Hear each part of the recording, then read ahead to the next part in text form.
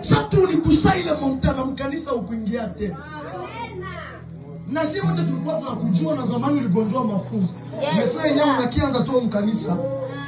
Wote sasa unasimama kwanza. Yote anasimama. Kisha analeta bia ya saa hivi mkono wako unaonekana. But you the one excited to nini?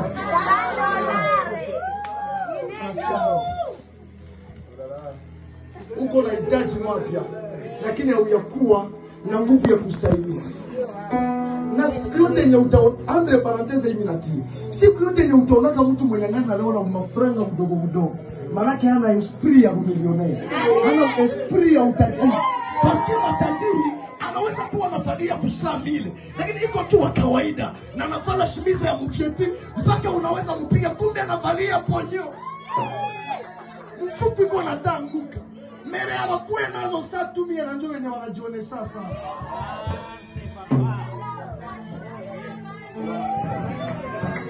Unaomba vitu vipya lakini hauko tayari kwa vile vitu vipya. Ile unksio yenye uko na aspire, eske ushakuwa tayari ya kupokea ile unksio? Ile macho ya roho yenye uko naomba, ushakuwa tayari kupokea ile macho ya roho? Ile kiwango yenye uko naomba, ushakuwa tayari kuipokea? Eske ushakuwa tayari? Azame Mungu atakupatia kama mambo mapya na uyaandaa kwenye yataingia.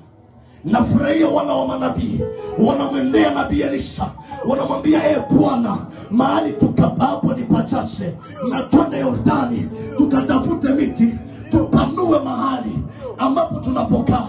Ishemimaanisha ya kwamba wale watu wenye wangeingia mwile fasi yenye waliongezaka balikuwa kawa ya kuwa, lakini mkichwa yao balijua toutar tunaweza ongezeka, tunaweza kuwa wengi, lakini tuonavyo mahali watu wanaokucha na Kenya tuko nao saa ya miezi ya mea.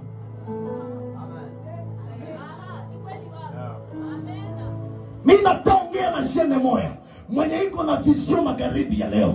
Hata kama huyapata kitu, hauyakuwa na pesa, hauyakuwa na mali, lakini anza kuandaa tu mahali ambapo vitaingia wakati vikikuya.